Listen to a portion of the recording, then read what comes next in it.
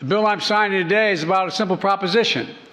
Americans who have worked hard all their lives to earn an honest living should be able to retire with economic security and dignity.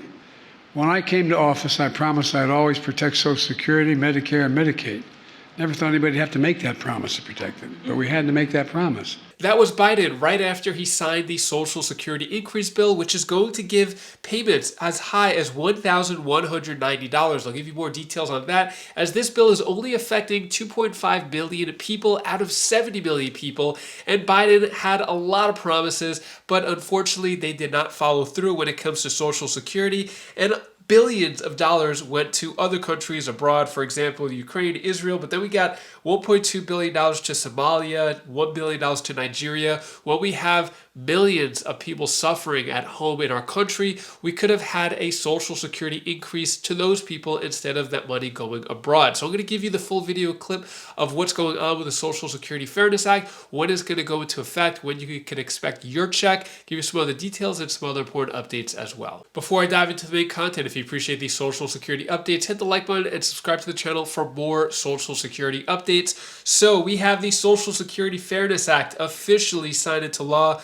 by Biden, which is going to enhance retirement benefits for millions of people. Now, if you're wondering who, what, when, why, well, basically, according to the Social Security website, SSA website, we have this basically saying they don't know when it's going to affect. I've seen some places saying as late as December 2025, but it looks like at this time you do not need to take any action if you are going to be affected by the Social Security Fairness Act, as long as your address is current with them. Also, I'll get into these numbers in a moment, but first let's take a listen to what Biden had to say.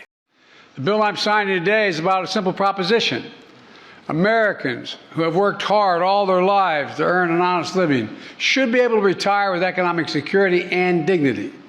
When I came to office, I promised I'd always protect Social Security, Medicare, and Medicaid. Never thought anybody'd have to make that promise to protect them, but we had to make that promise. We still do. I said repeatedly that if anyone tried to cut these programs, I'd stop them. And that's the promise we've kept. Even in the face of proposals to cut and weaken these programs that millions of Americans count on. You ready? Get set, go.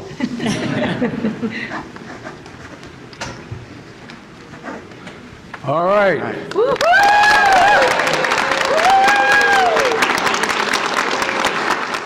One thing I don't understand is Biden saying that he's promising to protect Social Security. It's not like someone is coming up and saying, hey, we're going to cut Social Security, and Biden steps in and says, all right, we're not going to let you do that. We're protecting it. He did absolutely nothing, which is very unfortunate to the millions of people suffering on Social Security, living below the poverty line, struggling to pay for rent, food, medical bills, and as soon as a COLA rises a little bit, Medicare goes up and other expenses as well. So very disappointed with Biden. Let me know your thoughts about what you think about Biden and his so-called promise to Social Security. So when it comes to that, when it comes to the windfall elimination provision for affected beneficiaries, it's going to be at most $360 for the government pension offset, the GPO, for living spouses. It's going to be $700, and then for the GPO for surviving spouses getting widow benefit, at most it's going to be $1,190. Now, these aren't going to be for everybody. This is going to depend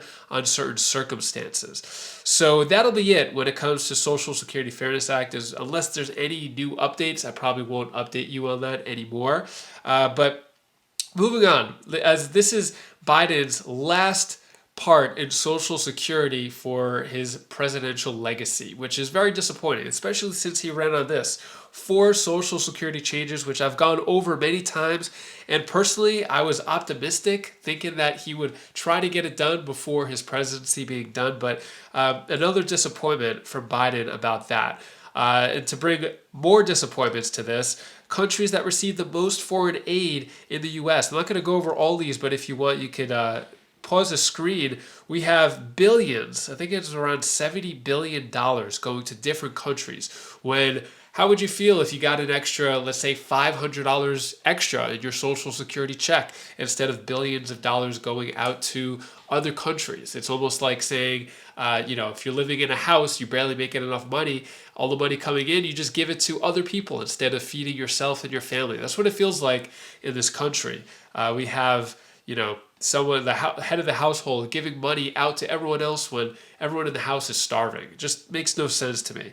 To go more into detail about this, because I wanted to dig into the numbers, you can see here, 2023, $68 billion, right? So it's like, you can see how much went to each country, the darker the blue. For example, Egypt got 1.5 billion, Ukraine got 17 billion.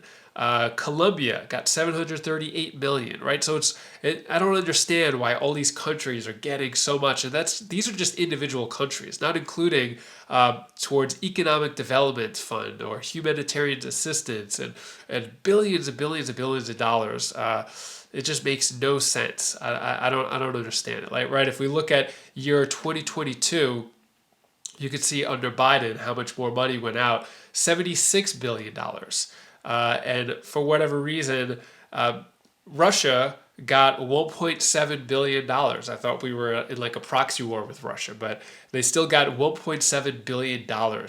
So the reason why I want to share this with you is just because I want you to see how much money has gone abroad instead of helping out our most vulnerable and our seniors who have dedicated decades of their lives to the economy, when they're supposed to get an above living wage or above poverty line check from Social Security, but getting bare minimums, and the Congress just keeps stealing from them. So very disappointed with how Biden handled Social Security. I'm really hopeful that Trump will do a better job. Let me know down in the comments below, do you think Trump will do a better job with Social Security than Biden?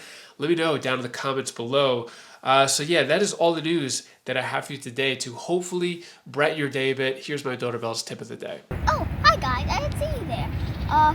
Guys, can I tell you tip of the day because I'm still in South Carolina. I know it looks like in a different place, but let's get over it. Can I tell you the thing that you should really, really actually do when someone's hurt or you're hurt? You should really do something really good and help them out because they're hurt. You can't let a person hurt. Stay there.